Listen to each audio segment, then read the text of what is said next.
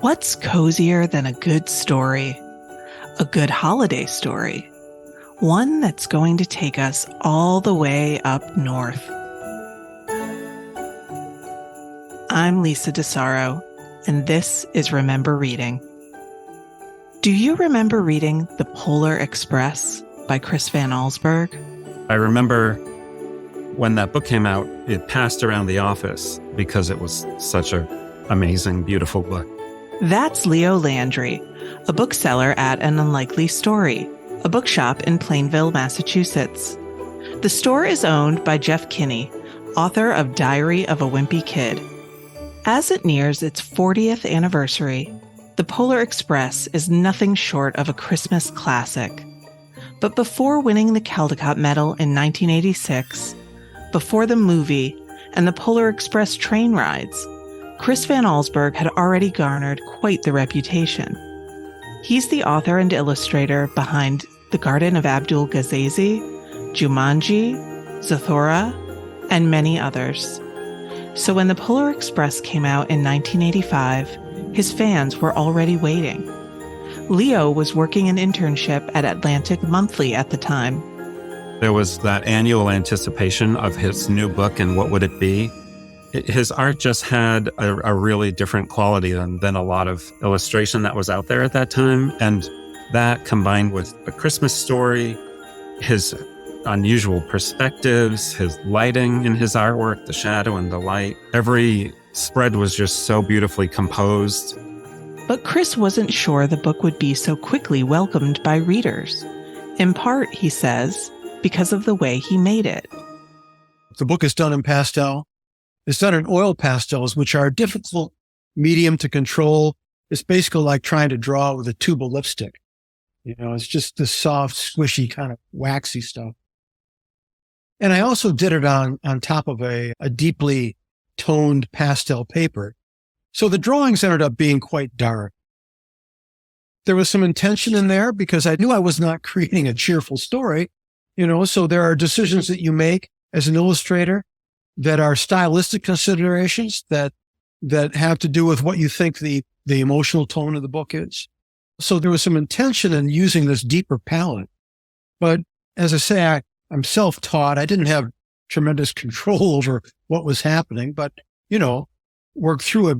You wouldn't know from Chris's work that he wasn't trained as a 2D artist, but as a sculptor. The rich, deep blues and reds give his illustrations a wintry, moonlit quality, and at every turn, Christmas cheer is balanced by shadow. Like a lot of his books, they have a little bit of tension in all of the artwork that is a little bit like you just don't know what's going to happen when you turn the page, even though it's seemingly like a nice Christmas story. You know, that first illustration on the title page, there's like a wolf running through the woods with the train behind it. So there's just a little edge to it to me of like, oh, there's wolves out there. Like, you know what I mean? The introduction to the anniversary edition describes the same tension.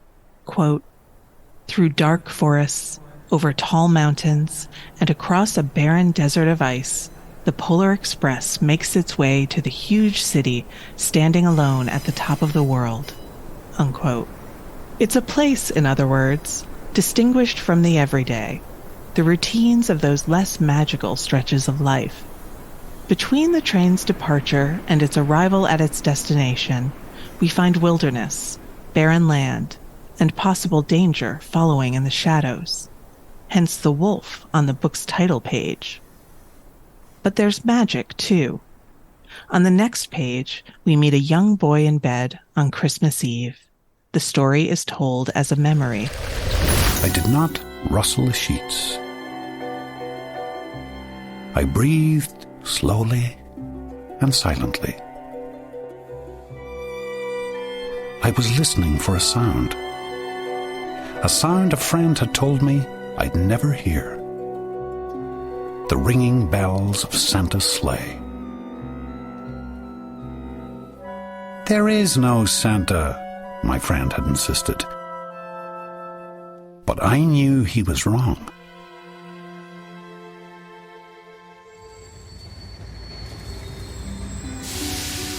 late that night, I did hear sounds, though not of ringing bells. From outside came the sounds of hissing steam and squeaking metal. I looked through my window and saw a train standing perfectly still in front of my house. The boy climbs over his still-made bed to his window, where, outside, it's snowing. Something out there, maybe a train, lights his face. Though the book had been cherished since its introduction, Chris had some early misgivings about it. It's not that he didn't like it exactly, but the original pastel illustrations were difficult to reproduce. That presented a bit of a problem. It was just at the beginning of the era of scanning separation, which meant that they were using a new technology to scan the art. And the scans were making things that were not really very good representations of the original art. But the book was on press, and the initial sheets, Chris says, were a little muddy. The technology just wasn't quite there to make some of the more detailed and vivid reproductions we see in 2023. But it was time for books to be bound and shipped. I can remember I said, well, these dark, moody drawings, which are now not only going to be dark and moody, but kind of, I don't know, brownish, yellowish in color in a Christmas book. I said, this is doomed. This is doomed. And I can remember thinking, I was in touch with production, and they said, well, you know, the books are all bound. They're in semi-trucks. They're going to these different distribution points. I kept thinking, geez, maybe these trucks will run off the road and burn. But they didn't. They made it to their destination. The book got into bookstores. The book got into reviewers' hands, and it was extraordinarily well received. And nobody bothered to mention how kind of dark and moody and not how well, the pictures are not really well balanced tonally. Completely overlooked. And I thought, well, I guess the story really holds people's attention because the art could have been a lot better. But that scanning technology has improved in the years since the book's publication. In more recent editions, the images are crisper. Some of Chris's fans, like Leo, have taken notice. I have a couple copies in my collection, and in the copy that is from recent years, the print quality is quite higher than in one of the earlier copies that I have. And you really can see the amazing details in the artwork. Chris agrees. I would invite people, if they've got a first printing of Polar Express and a printing from last year, to put them together, and they'll see the rewards of improving printing technology. So anyway, the book's looking pretty good now. Clearer than ever before, we see the Polar Express framed by the hint of a snowy, sleeping suburbia at the cover's edges. There's only one image in there that really depicts the street I grew up on. That's on the cover. You can see it's a neighborhood, kind of a classic Midwestern suburb with, you know, line of houses, trees at the park strip. And that's where I grew up. So that's why it looks like Grand Rapids, my hometown. Since I'm the narrator, I guess that's me. You know, so it's basically, you know, there are little pieces of autobiography in it, obviously. The boy in the book is Chris, though much younger. In the story, the boy goes outside to find the Polar Express waiting for him, already filled with other children, sipping hot cocoa and singing Christmas carols. And when the train leaves, it's the illustrator's own hometown of Grand Rapids our young hero leaves behind him. "All aboard!" the conductor cried out. I ran up to him. "Well," he said, "are you coming?" "Where?" I asked. "Why, to the North Pole, of course," was his answer. "This is the Polar Express."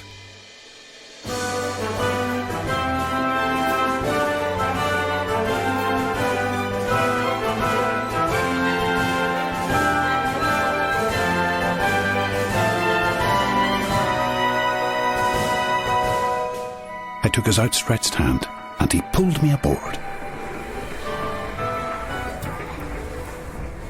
The film actually has some references to Grand Rapids in there, which was, I don't know, kind of heartwarming for me.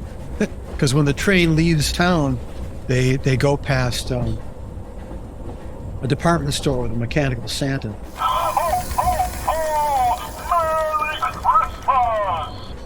As I recall, it's a malfunctioning mechanical Santa, but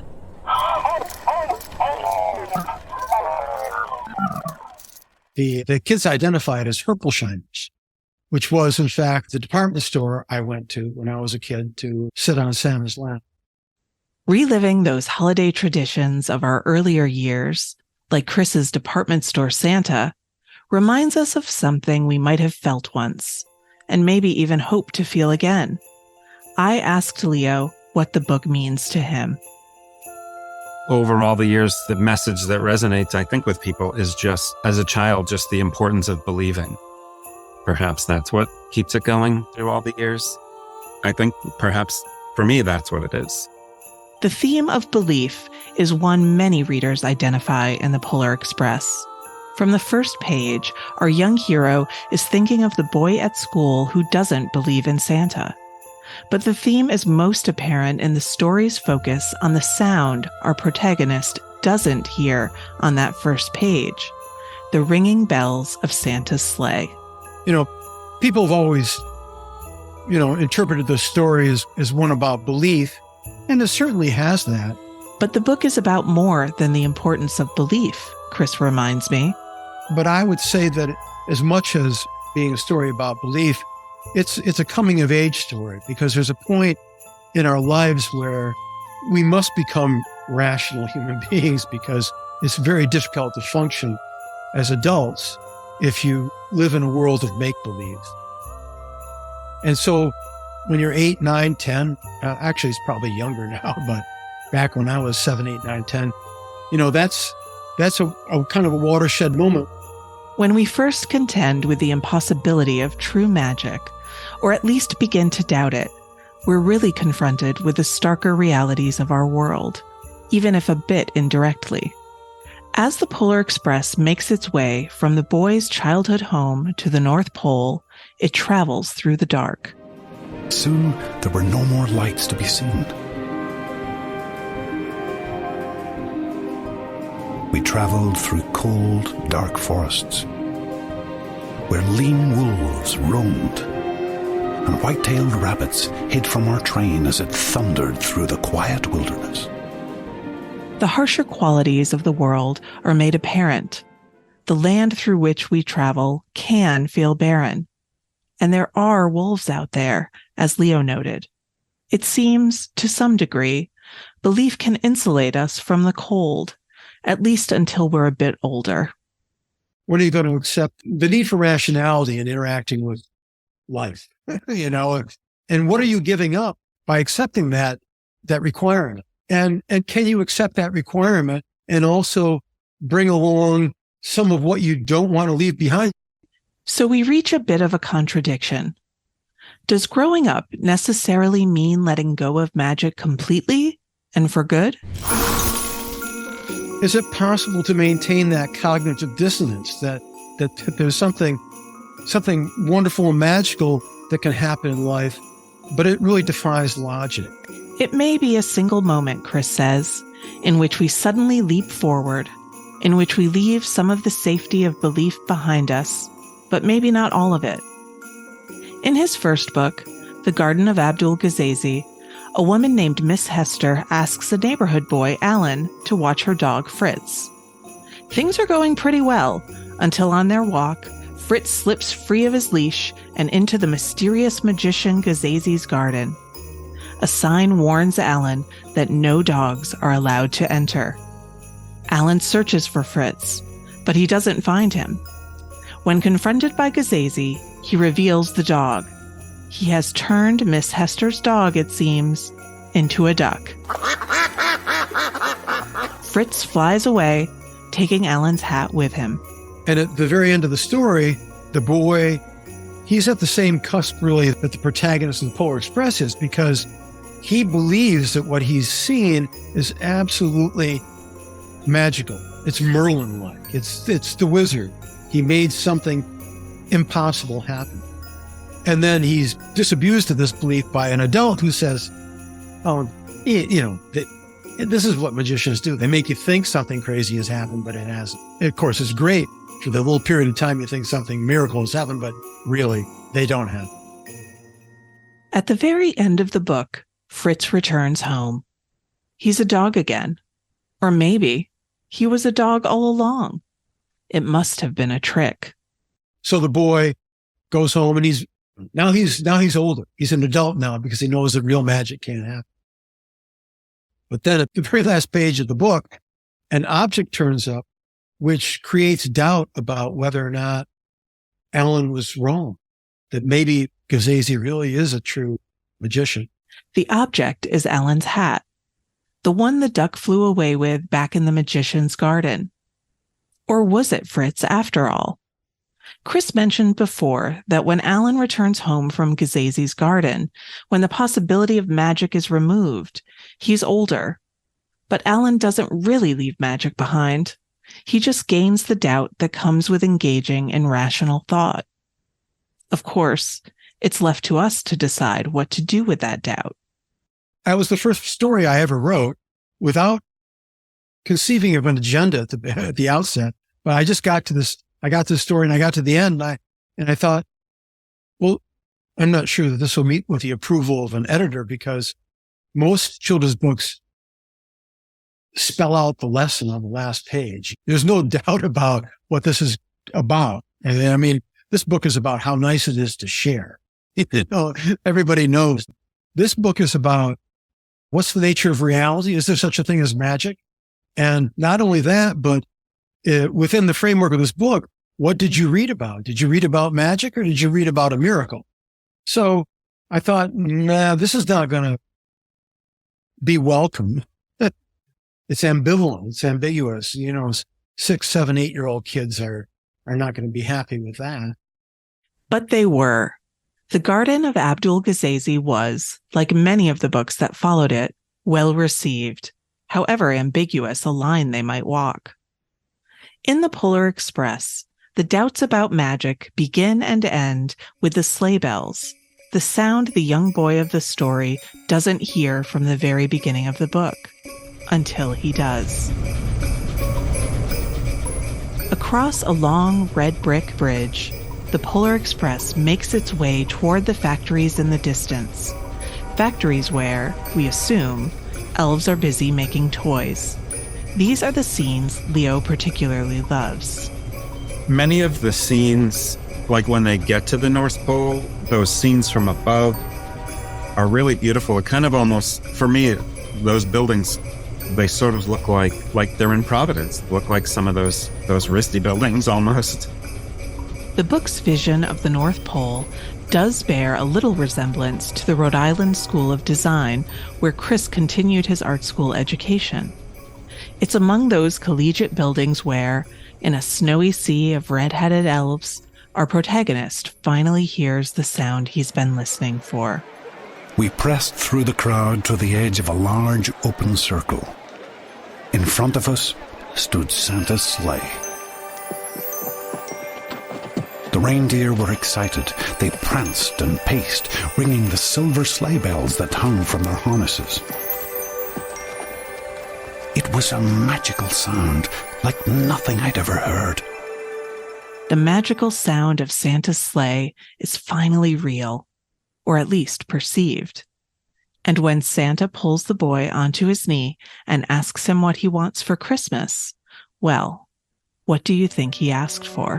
What I wanted more than anything was one silver bell from Santa's sleigh. When I asked, Santa smiled. And of course, Santa gives it to him.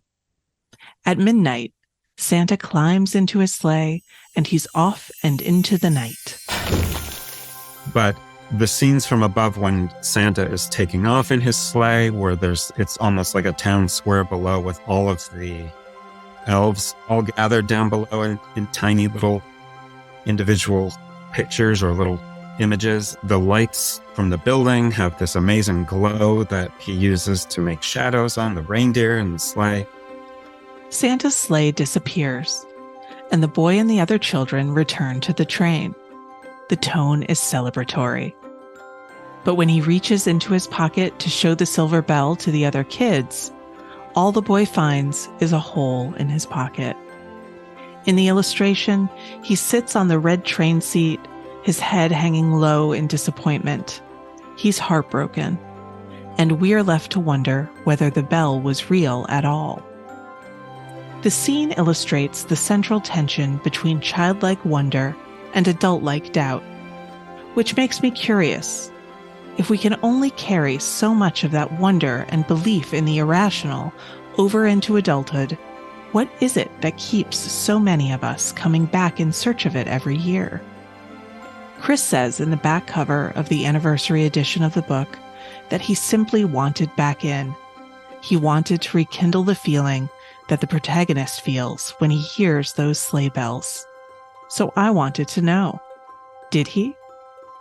I believe I did. I mean, some way of getting back in is, if as an adult, how keenly can you savor or reawaken the feelings you had when you were 8? Can you actually say, I can actually remember what it felt like to believe that existed?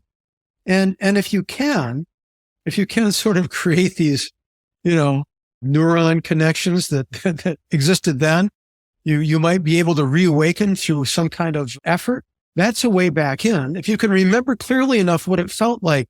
Some people, like Chris, find a way back in through their children.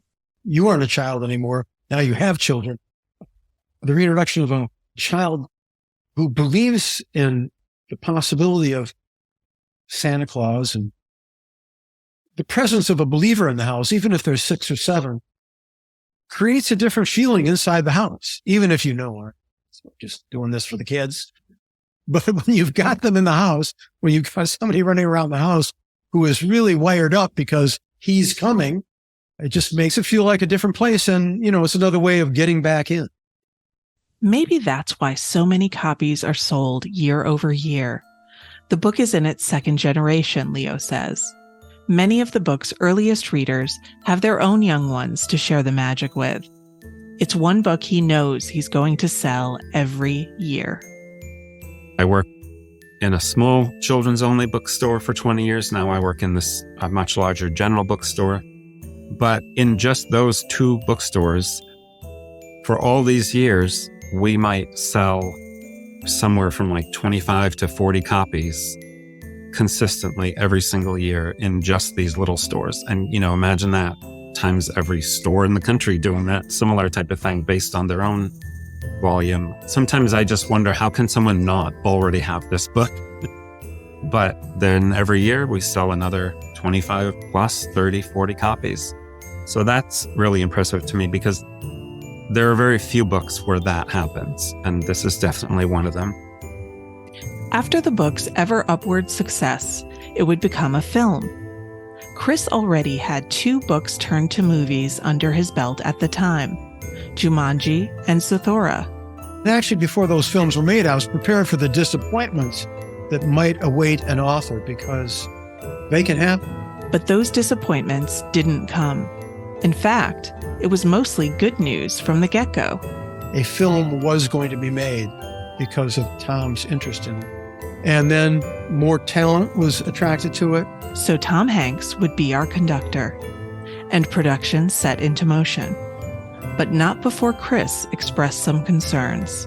The one thing where I sort of parted company with the filmmakers was that they expressed a determination to make something that was as faithful to the book as possible. And I said to them, greatly honored that you think my book could support a feature-length film. With that, I said, but there's not enough story material there to do that. I think by the time you took the drama inherent in this journey and just stretched it out for an hour, I don't know what it is, maybe an hour 5, hour 10. I said It needs more. It just needs more drama. It needs more just incident and not just, terrible things that happen on the train ride. It needs more problems. It needs more character. Chris was sure the story wasn't enough to carry a whole movie. While he imagined a story with Santa in a more prominent role, the filmmakers opted for the more faithful interpretation. But there was another challenge, one that made the Polar Express different from his experience with Jumanji or Zathura. They would use motion capture technology to make an animated film. It would make the animations more lifelike. I don't know, I saw maybe a minute of this test, and this was the first ambitious use of motion capture. And to see Tom Hanks come out of the train and to see that this was not reality, but really close to it, I said, this is great. Because I thought it bridged this gap, which in some ways was appropriate for the kinds of drawings I was doing, that it was realistic, but it was also not really the real world. So I was all on board with it. Things were pretty good, but motion capture was still very new, which meant potential drawbacks. There was a point where I could see that there was going to be a problem with the uncanny valley. And it was not a widely understood concept. The uncanny valley refers to the point at which a representation of a human gets a bit too close to the real thing. A robot that looks like a robot is enchanting, maybe, but a robot that looks too much like a real, living, breathing person, not so much. It becomes eerie and uncanny. We know it's not real, but it looks nearly real. And that's when people find it off-putting and a little creepy. And so I could see as I was looking at, some of the dailies, I said, I'm not sure about this. Because there were problems with the eyes and the characters and the faces. But the film came out. Kids and their families came out to see it. It was a hit. Chris couldn't deny the crowd approved, and in most ways, he did too. One of the things that it didn't do that I thought would have killed the film was to make it a happy film, because the book's melancholy, kind of dark, and there are actually notes of that in the film, which I approved of and liked. In the book, when the boy gets home, he's sad to leave his new friends behind. The house's dark interior is lit only by the lights outside, the lights from the Polar Express. The conductor calls out one final, "Merry Christmas!" and with a whistle, the train is gone. The book's tonal darkness is emphasized by its setting. The story takes place almost entirely during the nighttime. But there's one scene that takes place in the daylight, at the end of the story on Christmas Day. On Christmas morning, my little sister Sarah and I opened our presents. When it looked as if everything had been unwrapped, Sarah found one last small box behind the tree. It had my name on it. Inside was the silver bell. There was a note. Found this on the seat of my sleigh. Fix that hole in your pocket. Signed, Mr. C. The sound of the bell is as beautiful as ever. The boy's parents can't hear it, though. It must be broken, they say. But the boy's doubt is gone. The bell continues to ring, for him at least. And Christmas, as it must, ends. But there's more to this story. An origin story behind the Christmas classic. It begins with what the train is really all about. In the book, and even in the film, there's this clear impression given that the train is contrived for the benefit of agnostic children who are on the cusp of disbelief, and they need to have their belief shorn up. And they get that by taking a trip to the North Pole, which would for sure do the trick. You'd believe forever having had that experience. Naturally, that's what happens for our protagonist. At one time, most of my friends could hear the bell. But as years passed, it fell silent for all of them. Even Sarah found one Christmas that she could no longer hear its sweet sound. Though I've grown old, the bell still rings for me, as it does for all who truly believe. But Chris always had another central character in mind for the backstory when he wrote The Polar Express. But in my imagination, even when I wrote the book, the original book, I didn't see it as an opportunity for the children, but there was actually a backstory that was feeding me. And the reason for the trip is for the benefit of Santa Claus, who for thousands of Christmas celebrations has never had a child sit on his lap. He knows this happens all around the world when his imitators occupy the thrones in department stores. He's driven by the compulsion to create this sense of wonder and excitement for children when they open up these gifts Christmas morning. But for all these years, he's treated like a criminal who has to sneak into people's houses and slide down these soot-covered chimneys.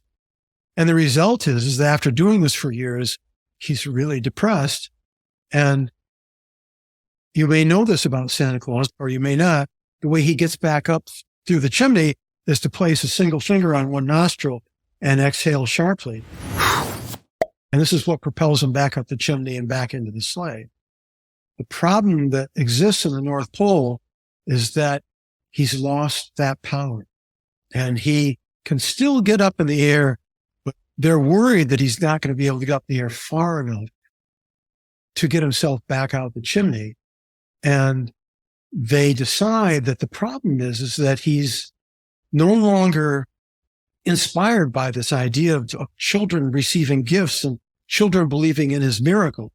And so they come to this conclusion that the thing that would help him, the thing that would really get him his mojo back, is if they could bring a group of children to the North Pole. These children could sit on his lap and he could do the ritual with those children, and that would reinvigorate him, that would reestablish his power, his potency to propel himself back up the chimney. Having children around a Christmas celebration is, for many people, what makes it so joyful, Chris suggests. And in theory, at least, why wouldn't Santa also crave that youthful spirit? Isn't Christmas for adults too? At An Unlikely Story, everyone gets to celebrate. This year, they're setting up Christmas trees all around the space, and often we will have carolers come and perform on the stage while people are shopping, or there's a group of ukulele performers that have gotten some local notoriety called the Unlikely Strummers, and sometimes they come through and will perform. It's a very beautiful space, especially during the holidays. We're doing it up really big this year. As for Chris's Christmas celebration, it gets a little mixed in with Hanukkah, he says. But at his house on Christmas, everyone, including his grandson, arrives in their Polar Express pajamas. And a miniature Polar Express train circles the base of the Christmas tree. But Chris could never have imagined such traditions would be in his future. If you told me the year it was printed and on its way to these distribution centers and these semi-trucks, somebody told me, well, one day there's going to be millions of copies sold and they're going to make a movie and they're going to be having rides on trains. What do you think of that? I would have said, that's not possible. Possibility isn't always easy to see. Maybe it gets harder as we grow up. But if we actively look for it, or listen for it, we might just catch a glimpse of something impossible. Sure, maybe the bell does fall silent for most everyone. But what if it's all right to believe once or twice a year, even if it's all pretend? And if we want to tell the neighbors we're doing it for the kids, that's fine. But don't forget, it's for you too. Happy holidays. Want more of your favorite authors? Check out our other episodes and remember reading with us. because some stories never get old. Tell us what you think on Twitter at ReadingPod. That's ReadingPod. Or you can leave us a review on Apple Podcasts. This episode of Remember Reading is produced by my colleagues at HarperCollins, Nellie Kurtzman, Colleen O'Connell, Elba Luz, and Bethany Vinatero. And special thanks to Podfly for their production support. I'm Lisa DeSaro. Thanks for listening.